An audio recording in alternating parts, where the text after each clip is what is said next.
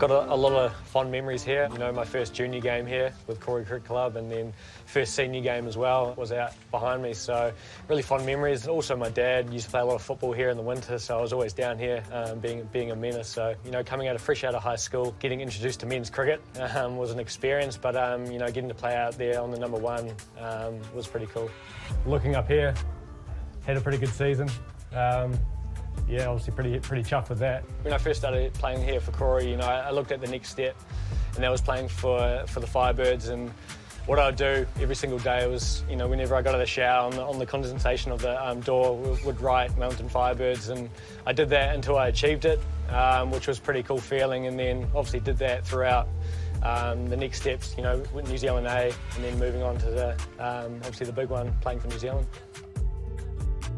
Obviously, I'm a really proud Wellingtonian. You know, love the place, and you know, to call the Basin my home is pretty special, and it makes it probably even more special when you get to don, you know, the silver fern and walk out with the lads.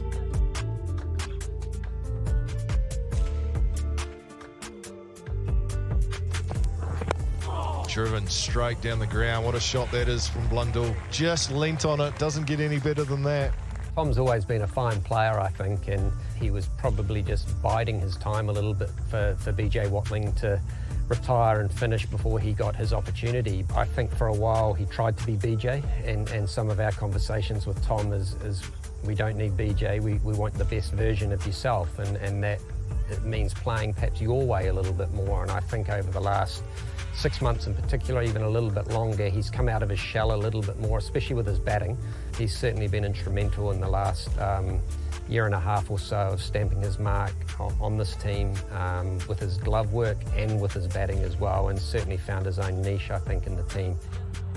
You know, BJ was a hard one to sort of follow. What he did for this Test team and New Zealand cricket was pretty special, and to follow that was pretty difficult. But I felt like now I'm putting my own swing on things, playing my own way, and looking back on it, you know, I tried to bat like BJ a little bit in terms of his role in the team, but now it's playing my way, enjoying it. You know, that's a big part of my game. Is every time you walk out for New Zealand, Wellington, it's just enjoying every moment of it.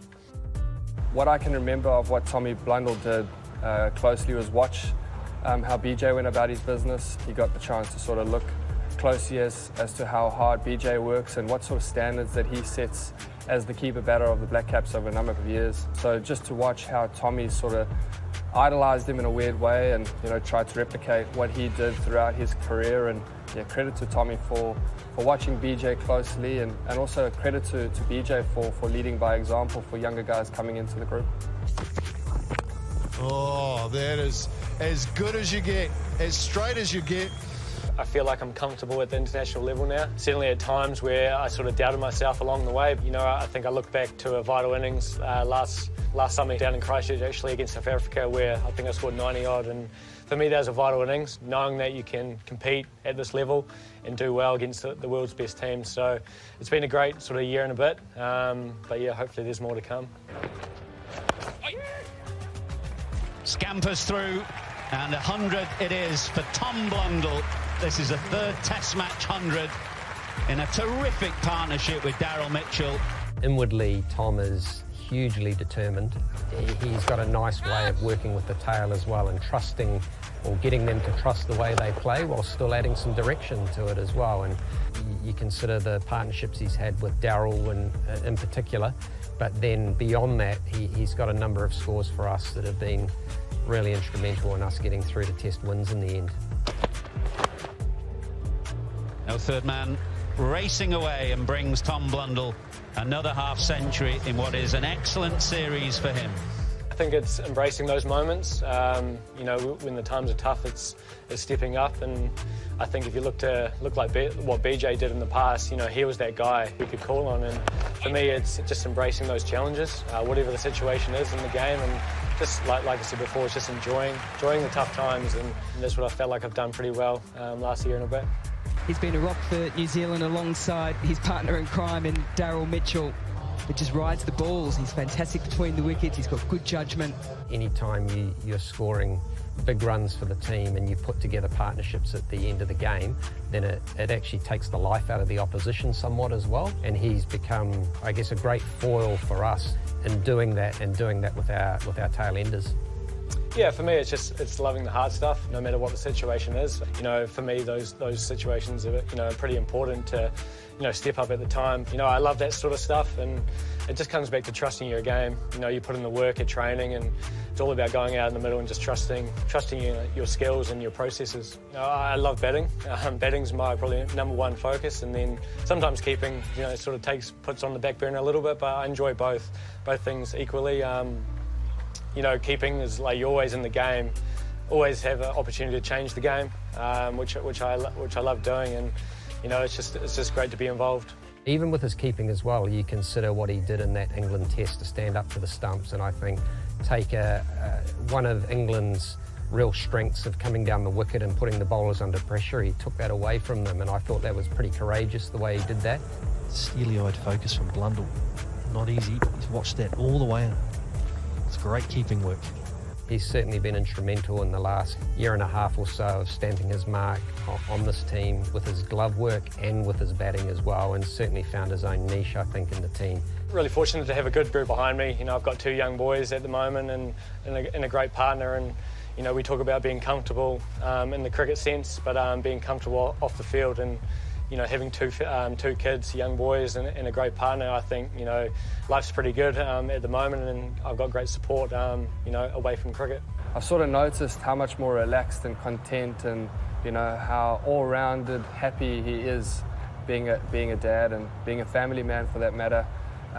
So I think for him, juggling what he's gone through with having a newborn recently who was a little unwell before that first test against England, but being there at home, being there with Freddie and making sure that he was going to be okay. And then just jumping on and playing like the day before that test and going out and scoring 138 in the first innings was, you know, some of the things that I feel a lot of credit needs to go to Tom, being that family guy and juggling, you know, international cricket and performing at the highest level was fantastic.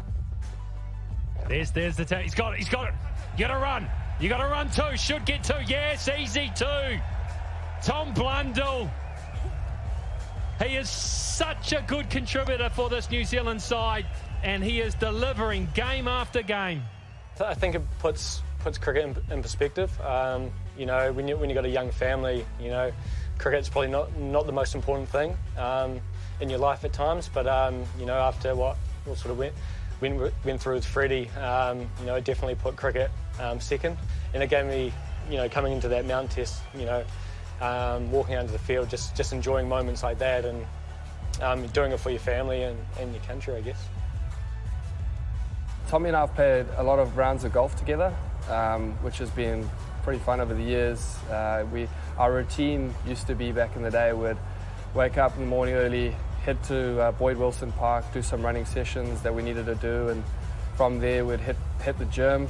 From there on we'd go and hit some balls. The nice thing about that was Tommy's very strong on the short ball, so he used to help me quite nicely in terms of trying to attack and how to improve against the short ball, and then vice versa, he used to ask me questions about trying to hit through the offside, particularly on the front foot. And you know, we'd top it off in the afternoon, we'd go to Miramar Golf Course and play, you know, 9 or 18 holes of golf, just sort of relaxing, recovering after a long day of work, and yeah, just have that competitive nature. From a personal point of view, you know, it's great to see him go about the way he does his thing, you know, not only leading up to the last 18 months that he's been playing, you know, I think the 3 years prior to that, working with him, alongside him, has been a joy to see his game evolve and improve. And yeah, I think it's brilliant just playing alongside Tommy and just being a close mate of his in the team.